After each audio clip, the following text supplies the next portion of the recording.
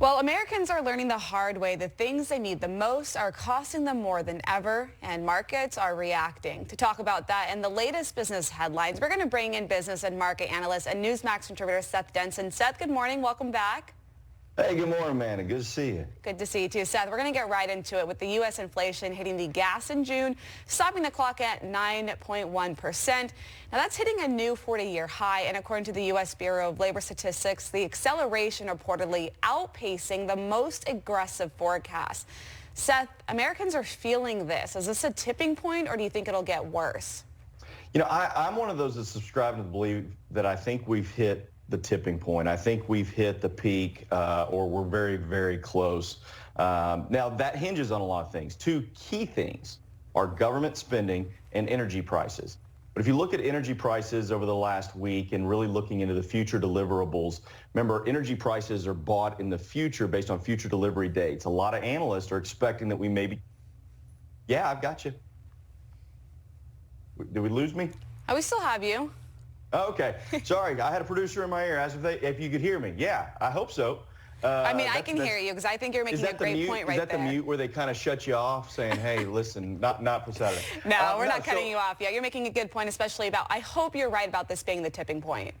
But here's the thing, Amanda, we need to think about. This is a tipping point, but it's good that comes with a little bit of medicine bad, meaning that at the end of the day here, if we do see energy prices coming back down, that likely means we're headed into recession. So we're well past, unfortunately, the point where a pound to cure will be what we could have gotten from an ounce of prevention. Where those days are long gone. So if the energy prices are down, then that's suggestion that we're going to recession. Not the best news right there, Seth, but we're going to switch gears to Joe Manchin, who's now ruling out new climate spending and tax hikes, marking a massive setback to Democrats looking to pin higher taxes on wealthy corporations. What do you think is going to happen next year? Well, listen, that'll be hard to tell. I've got an article. It's about to come out on Newsmax.com, so make sure you're going there to get some good information, where I say, thank God for Joe Manchin, that is. This guy may single-handedly save the republic. And while he and I have massive political differences on a lot of things, here's the reality. This is the guy that's standing in front of the train, so to speak, that's keeping us out of deeper potential recession and higher inflation. Why? The biggest reason for inflation right now is government spending. We can talk about the war in Europe. We can talk about fuel prices. It is government spending. You can't shell out $5 trillion over an 18-month period and not recognize that that is going to massively create an inflation problem, especially when you couple it with shutting down the economy. Joe Manchin stopping more government spending.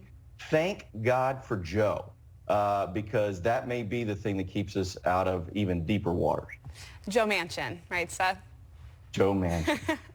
Seth, grabbing a Frappuccino from Starbucks is also going to be a little bit more difficult because the coffee giant is closing 16 locations in Washington, D.C., Seattle, Los Angeles, Philadelphia, Portland. Now, this is all due to high crime. We've seen a lot of incidents here, but Starbucks isn't alone. Walgreens has also closed stores, 7-Elevens. This is all due to these smash and grabs we're seeing or other robberies, the crime surge that we're seeing in these Democrat cities. Seth, what's going on? Is closing stores bad for business, or is it going to be good for employees? Are they able to balance this out?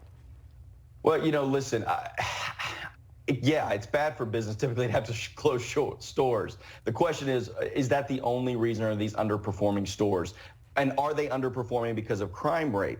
Businesses have to know that their employees are going to be protected and that their patrons are going to be protected and that their income is going to outpace their outflow from issues like theft and loss of property damage and things like that. These cities have to recognize they need to get things under control so businesses can remain open and not in fear of theft, robbery, and all of that. That's bad for business. It's going to be bad for these cities, and it's going to be bad for the employees that work there because those jobs are going to go with them.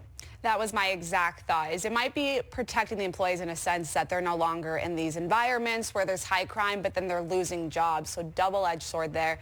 Seth, Delta Airlines feeling the pain of its passengers chartering an Airbus jet to retrieve 1,000 bags stranded in Europe. I was recently in an airport and I saw one of these cemeteries for discarded bags as well. I mean, there's hundreds of suitcases sitting there. It's a pretty high order to make things right with customers, isn't it? Well, it is, but they should have to do that. This is getting insane. I mean, as you know, I fly all the time. And every time I try to do all I can not to check a bag because I know if I've got that bag, I've got that bag. And the reality is that airlines, by and large, are having their worst record on this. And this is after they've installed supposedly great technology that was supposed to prevent this. But all the airlines across the board are doing a terrible job on this. They should have to go get those bags. You should never lost them in the first place. This just compounds the issue, whether it's canceled flights, delayed flights, higher priced flights. I'm glad Delta did this, but they should have never lost the bags in the first place. Yeah, it is one thing after that. I'm right there with you. I'm carry-on bags all the way. If I have to sit on my bag and use all of my weight to push that thing down, I will. Seth Denson, thanks for joining me this morning. Thanks, Amanda.